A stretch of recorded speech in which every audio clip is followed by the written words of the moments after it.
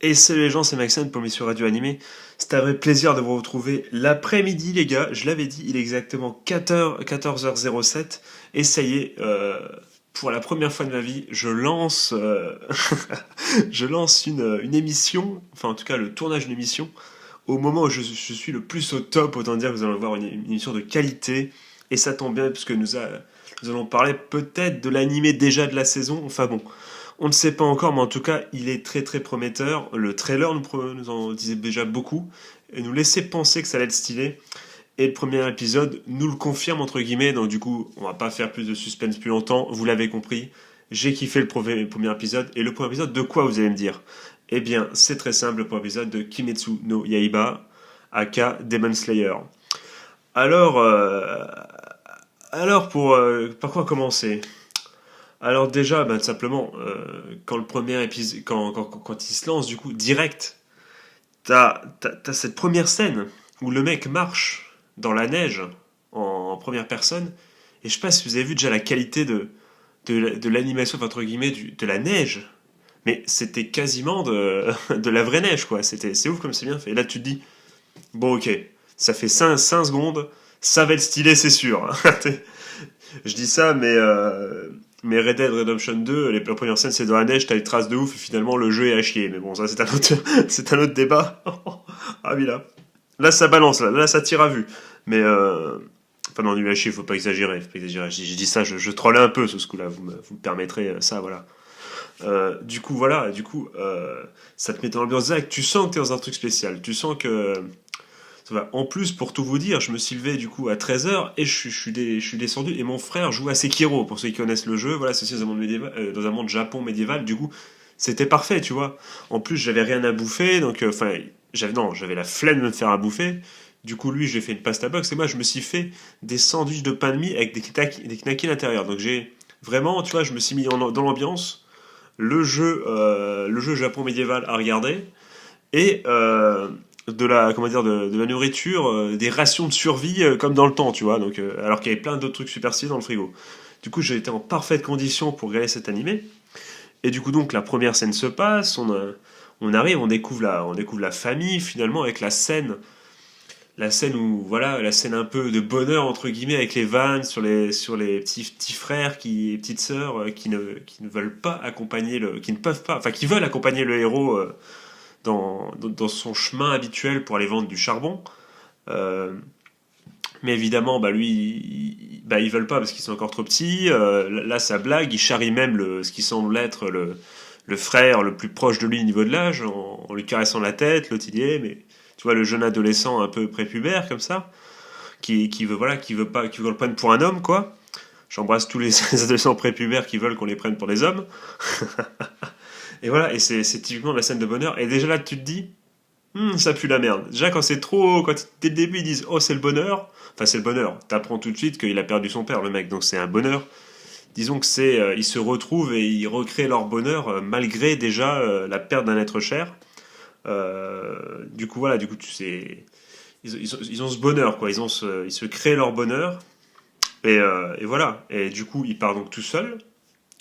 Jusque-là, tu te dis, bon, tu comprends du coup que la vie est assez difficile quand même, parce que si tous les jours il doit voilà, prendre le charbon, aller vendre, revenir, surtout qu'on apprend par la suite qu'il n'est pas avare d'efforts, notamment pour aider tous les, tous les habitants du village où il se rend pour vendre du coup son charbon. Donc là, ce qui se passe, c'est que là, bon, tu vois, donc du coup, forcément, t'apprécies d'autant plus le personnage. Tu vois, il a pris en charge depuis que son père est mort, il a pris en charge entre guillemets le rôle de pas de père, mais le rôle de pas de mal dominant parce que ça serait voilà, ça serait là pour le coup, ça serait un peu sexiste. Mais bon, quoique dans la comment dire dans le Japon féodal, enfin, je suis pas maître en la matière, mais il me semble que bon, c'est une société patriarchique. Donc c'était une société patriarchique.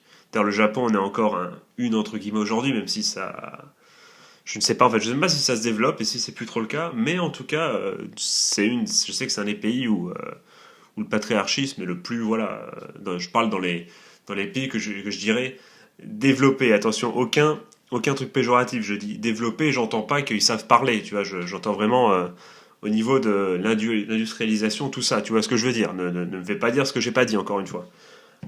Du coup, voilà. Du coup, je viens de dire deux fois du coup en 2 secondes. Du coup, oui, du coup, il prend un peu ce rôle de père, finalement, et on le comprend tout de suite, et là, il revient. Et là, il y a l'autre qui l'arrête, qui lui dit, attention, un vieux qui a perdu de sa famille, là, qui lui dit, non, non, tu peux pas faire ça, un mec qui est assez vénère et qui apparemment a peur de quelque chose, ou vraiment, ou sent, ou lui, il y croit au danger. Il lui dit, tu restes, c'est les démons qui vont sortir. Lui n'y croit pas du tout, il lui propose à bouffer, ils s'endorment, et là, à ce moment-là, tu te dis, je sais pas où moi je me suis, à ce moment-là, je me suis dit, ça pue la merde. Bah, déjà, j'ai vu le trailer, donc déjà je sais que ça pue la merde, mais tu te dis, oh là là là là, il va se passer un truc de ouf. Tu peux être sûr que les démons, ils ont niqué sa famille. Et Belote, donc du coup, avec son flair, ce qui semble être son atout principal, le flair, du coup, à la Natsu dans Fairy Tail, un peu finalement. Sauf que bon, c'est pas. C'est pas la même chose, tu vois bien que c'est pas la même chose que Fairy Tail direct. Sans truc péjoratif sur rien du tout, encore une fois. Ces hommes ne sont pas comparables, évidemment, mais je dis juste qu'ils ont le même truc pour l'odorat. Du coup, voilà, du coup, ils foncent. Et là, ça y est. Et là, une scène qui, franchement, ouais, ils ont pas, voilà, ils ont pas non plus été dans le gore absolu. Voilà, ils ont pas mis les boyaux qui ressortaient et tout. Mais cette chaîne, bien sûr, cette scène est quand même assez choquante. Hein, quand même. Elle est quand même violente. Hein. Tu vois bah, les corps étendus par terre, tu vois quand même les têtes, tu vois les mecs, voilà, ils se sont fait bah, abattre comme des animaux, si j'ose dire, comme des animaux. Quoique même les animaux ne méritent pas de se faire battre comme ça, enfin je ne sais pas, mais, voilà, et tu mets à la place du personnage, du coup, qui a déjà perdu son père, et là qui perd tout, voilà, tout le reste de sa famille d'un coup. Donc là, tu t'imagines le choc du personnage, tu comprends bien, le mec est paniqué. Du coup, là, ce qui va se passer, c'est que là, il va essayer de sauver sa sœur, vous l'avez vu également, il s'enfuit, et là, il va se passer un truc quand même, bah, le point central pour moi de l'épisode, c'est tout ce moment avec la sœur qui commence à se transformer en démon et tout, qui voilà, qui veut, qu'il l'attaque, mais bon, lui, et c'est ça qui a été très très beau aussi, c'est que lui, il y croit encore, tu vois, et c'est rare finalement, c'est rare, j'avais entendu quelqu'un parler de ça qui avait fait dans un live Twitch, il spoilait pas l'épisode, mais il en parlait et il disait que c'est quand même assez rare comment dire, dans les animés, le côté frère et sœur poussé à son paroxysme, tu vois, sans le côté des fois ambigu qu'il y a dans certains mangas, animés, genre un peu amour à la con, mais le côté faut que je sauve ma sœur à tout prix, il y en a pas tant d'animés que ça, et c'est vrai qu'il y a souvent, je veux sauver mon ami d'enfance, ma petite amie, enfin la meuf que je kiffe, ou un père qui veut sauver sa fille, ou un truc comme ça. Mais le côté frère et soeur, donc évidemment, là, je vous connais les gars, vous êtes taquins, vous allez me sortir tous les animés de la liste qui justement font ça. Peut-être, mais c'était quand même un choix assez audacieux, d'autant plus qu'on sait que bon, moi, personnellement, enfin c'est un argument qui disait lui dans le truc, et je suis assez d'accord, c'est que moi, personnellement, j'ai la chance d'avoir une relation vraiment forte avec mon petit frère personnellement, mais je sais que parfois dans certaines familles c'est pas du tout le cas, et vous en conviendrez que des fois bon l'amour fraternel n'est pas si évident que ça, donc je sais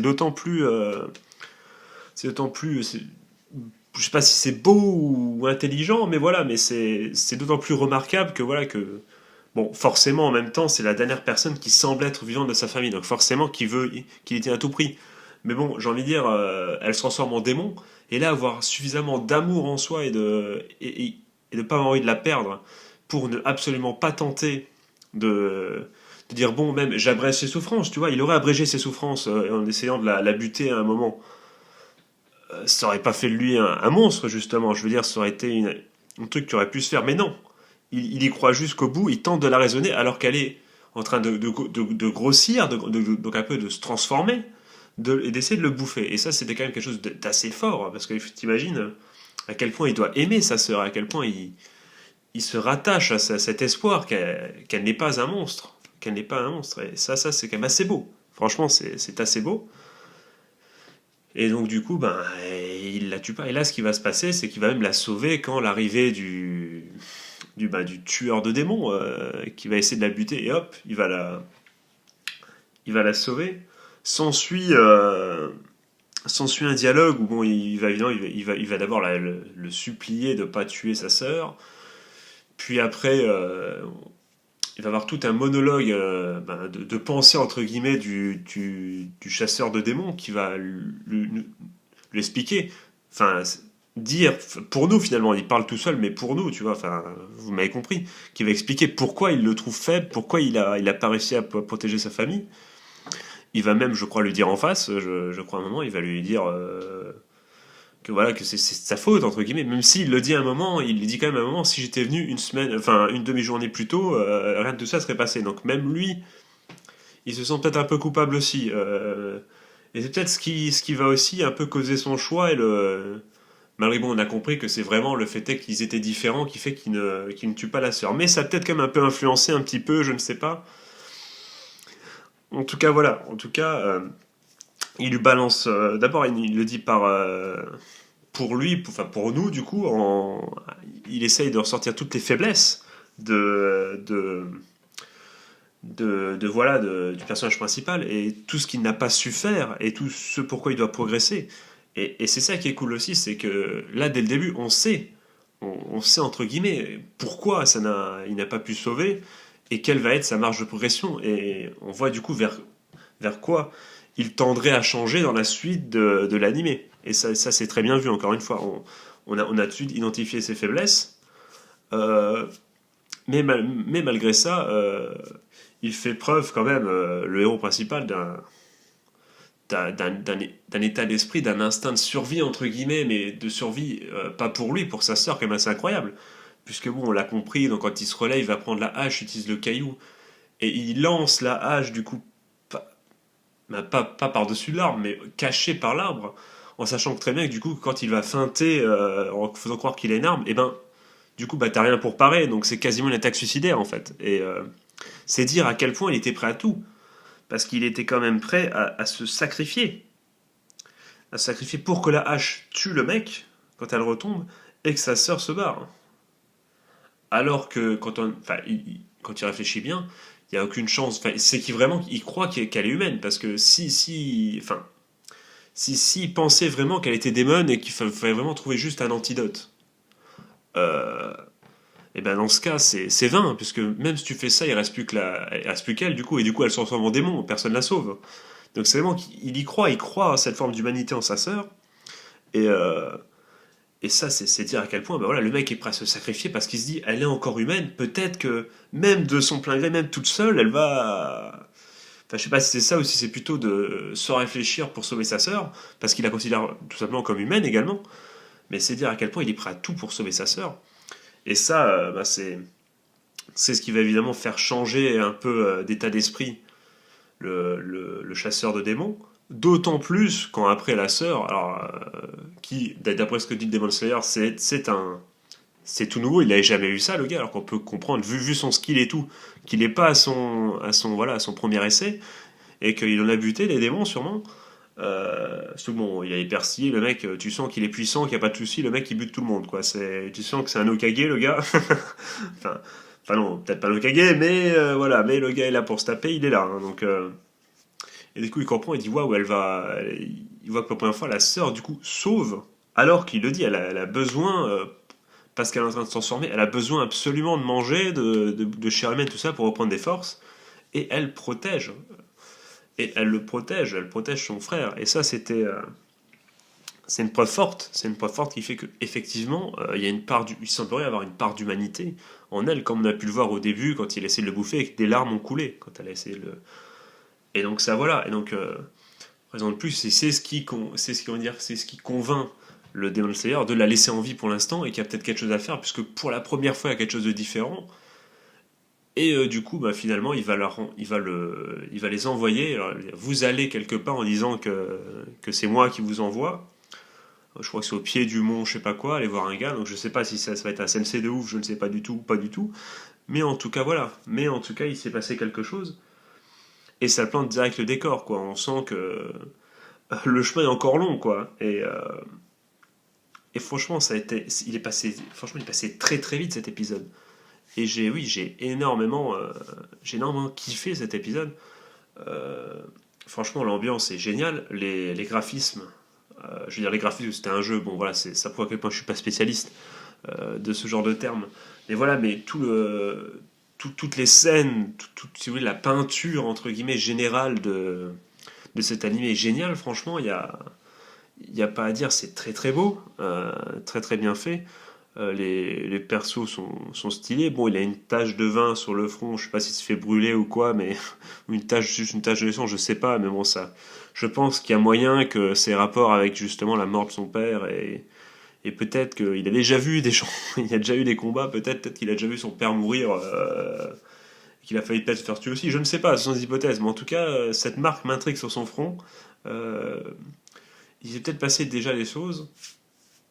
Et bon, et quand t'as, pardon, parce que là je tape sur le bureau, vous avez dû entendre, c'est n'importe quoi. Quand t'as un personnage qui déjà dégage tant d'envie, avec des valeurs et bah voilà, tu t'attaches direct au perso quoi. Tu vas pas me dire que ça t'a laissé indifférent. Dis-moi dans les coms, mais franchement, on est sur un. Bah oui, t'as envie qu'il réussisse forcément et à la fin quand il a du coup sa famille.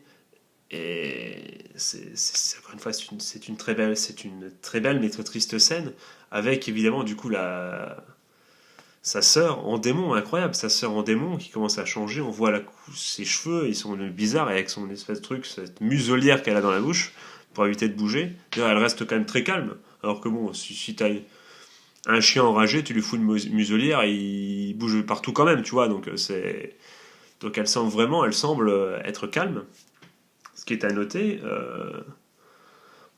Donc vraiment oui, un très très bel épisode qui nous fait vivre des émotions avec un personnage principal qui déjà est attachant. Euh, j'ai hâte de savoir où ça va nous mener. Parce que là on part du coup sur une espèce de quête initiatique. Enfin oui, initiatique parce que lui, on a bien compris qu'il avait plein de défauts et un espèce de, pas de courage, mais voilà, si, bah c'est presque un manque de courage. Enfin, il lui dit que lui, t'as lâché ta hache, t'as pas protégé ta sœur si vraiment tu voulais, t'as fait n'importe quoi, il lui dit. Donc quelque part, c'est également une sorte de manque de courage. Il n'y a pas que ça en jeu, mais c'est ça notamment. Donc il doit travailler sur lui, son état d'esprit, pour protéger les siens. Donc du coup, les siens, ça se résume maintenant à sa petite sœur, malheureusement. Mais voilà, mais on est dans une quête initiatique où il va falloir qu'il change l'état d'esprit et qu'il gagne de la puissance s'il veut, puisqu'on a bien compris, il le dit, le Demon Slayer. Et ça aussi c'est important, il le dit. Peut-être que les démons savent comment la faire redevenir humaine. Et si les seules personnes qui savent sont les démons, il va falloir leur faire cracher le morceau. Et quand on voit comment sa sœur a l'air puissante, et comme elle saute d'arbre en arbre, comme elle a l'air costaud et tout, au bout de quoi? Au bout de peut-être, s'ils sont fait buter la nuit, au bout de 6-7 heures, quoi. Au bout de 6-7 heures de transformation, qu'est-ce que c'est les vrais démons, quoi? À quoi ils ressemblent? Enfin, je veux dire, parce que finalement, on n'en a pas vu. Enfin, on a vu ce que le sang des démons, quand il était incorporé à la plaie d'une personne humaine, ce que ça pouvait causer au bout de 7 heures. Mais qu'est-ce qui va se passer? À quoi ressemblent les démons quand ils sont. Alors, quand ça y est, quand la transformation est achevée. Ça aussi, j'ai hâte de voir ça. Parce que pour l'instant, on a qu'entreaperçu la puissance des ennemis. Et c'est aussi ça qui va être intéressant à suivre. C'est évidemment de voir à quoi ressemblent les démons. Euh, et puis oui, et puis voilà, il y a ça, il y a le côté l'entraînement, t'as envie d'en savoir plus. Tu vois dans l'ending, je sais pas si c'est l'ending ou si c'est l'opening repositionné ending pour le premier épisode. Ça, des fois ils font ça, donc je suis pas sûr de rien. Mais j'ai l'impression que c'est l'opening d'ailleurs. Je sais pas pourquoi, on verra bien. Mais du coup, tu vois plein de persos qui vont arriver avec un mec avec une tête de sanglier. Alors lui, j'ai hâte de le voir, lui. D'ailleurs, j'ai l'impression que certains personnages vont être là pour le côté comique, donc ils risquent d'avoir des moments, tu vois, avec des personnages un peu plus rigolos pour souffler un peu. Je pense qu'il y aura ça dans le prochain épisode. C'est pas pour me déplaire non plus. Il y a ça dans tous les animés. Quasiment dans Goblin Slayer, il y a des moments où c'est un peu plus rigolo, par exemple, et ça ne gâche en rien la qualité de cette série. Du coup, d'autant plus que j'y reviens, mais à un moment, il y a. Je sais pas si vous avez vu dans l'ending, à un moment, il a une espèce de katana, le héros principal, et il y a cette espèce d'effet avec de la lumière bleue qui sort du katana. C'était un effet qui peut ressembler à de la peinture presque. Enfin, je sais pas comment dire ça. Ou un truc qui serait je sais pas comment dire, dans un jeu vidéo, je sais pas, mais c'est assez stylé et ça peut-être que la direction artistique, s'ils font ça pour chaque combat, ça va donner un truc hyper stylé avec enfin un dessin, tu vois, un côté un peu peinturesque en même temps que l'animation classique. Ça peut être énorme et très très stylé. Donc j'ai hâte de voir ça pour le côté artistique, mais également évidemment pour le côté histoire, évidemment le scénario et la quête que s'annonce très difficile pour ce jeune homme qui veut protéger sa sœur, mais qui pour l'instant n'a pas les armes. Donc comment va-t-il trouver ses armes pour tuer les démons? Enfin non, pour leur faire cracher le morceau et sauver sa sœur. Ça va être tout l'intérêt, et j'ai hâte de suivre ça. Du coup les gars, dites-moi dans les coms si vous avez aimé ce premier épisode. Si vous n'avez pas aimé, malgré le fait que moi je sois saucé de ouf, vous avez absolument le droit. Et encore une fois, dans les commentaires, je vous invite eh bien, à m'expliquer, à vous expliquer. Et non, pas à vous expliquer, je dis vous expliquer comme si vous avez quelque chose à rendre à quelqu'un. Absolument pas. Vous n'avez absolument rien à rendre. Vous avez le droit de ne pas avoir aimé cet épisode. Et vous pouvez le dire tranquillement et donner vos avis et on en débattra. Et je peux très bien avoir kiffé cet épisode personnellement et trouver vos arguments pertinents tout de même. Je veux dire, voilà, ça arrive qu'on soit pas d'accord, mais c'est pas pour autant on a tous les deux forcément faux. Là, c'est une vision, mais justement, c'est l'intérêt de cette chaîne, c'est de voir les visions de chacun et de se rendre compte de comment chacun a perçu cette œuvre et en discuter tranquillement autour d'un bon verre de Pepsi Max, par exemple. Je lis ça au pif. Du coup, voilà, du coup, cet épisode a été beaucoup plus court que les autres, alors que j'ai l'impression que j'ai beaucoup plus parlé. Ça y est, c'est l'effet 14 heures, c'est l'effet ultra instinct, c'est l'effet je suis motivé, il n'y a pas de souci. Tant plus que là, c'était pas un animé, c'est pas pour rigoler ça. Là, tu sens que pour l'instant, ça en chie. Il y aura peut-être, comme je l'ai dit, vu l'ending, des animaux. Des persos un peu plus drôles et des moments où on va pouvoir noter des moments assez rigolos peut-être, je sais pas. Mais en tout cas, ça va être super sympa. J'ai hâte de voir la suite. Franchement, cet animé, dites-moi ce que vous en pensez. Mais moi, au trailer, je sentais que ça allait être du bon. Le premier épisode, attention, ne nous laissons pas piéger non plus. Le premier épisode, comme je dis à chaque fois depuis le début depuis la fin de la semaine dernière, avec tous les reviews des nouveaux animés, c'est normal. Et d'ailleurs, même l'épisode 13 de Bouclier Man, qui voilà, fait exprès de m'envoyer la sauce parce que c'est la nouvelle saison, pour moi, c'est mon avis, c'est fait exprès, les gars. Si tu loupes ton entrée, t'es déjà fini.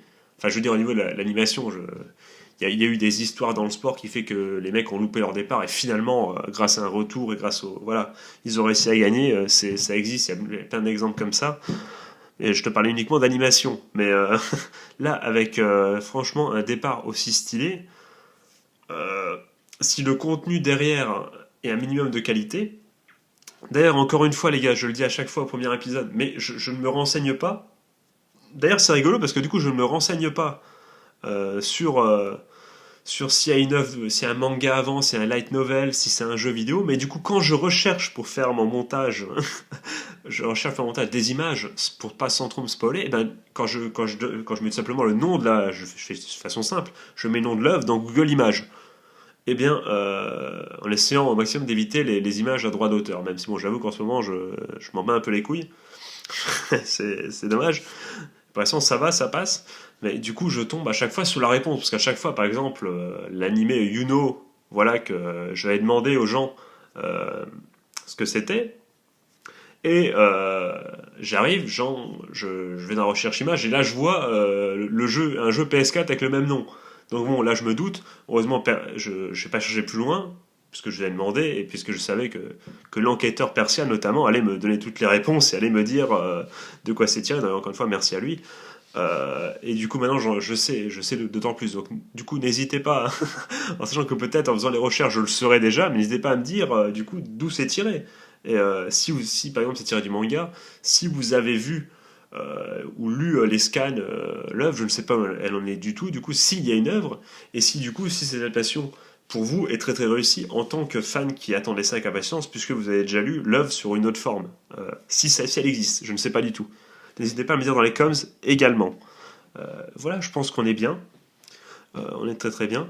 Moi, du coup, les gars, je vais tout simplement regarder du coup un autre épisode d'un autre animé juste après. Et on se retrouve. Je vais tourner du coup la suite. Donc je sais pas combien de temps il y aura d'écart entre les deux émissions. Mais l'émission qui va suivre juste après aura été tournée dans la foulée. Au moins, vous le savez.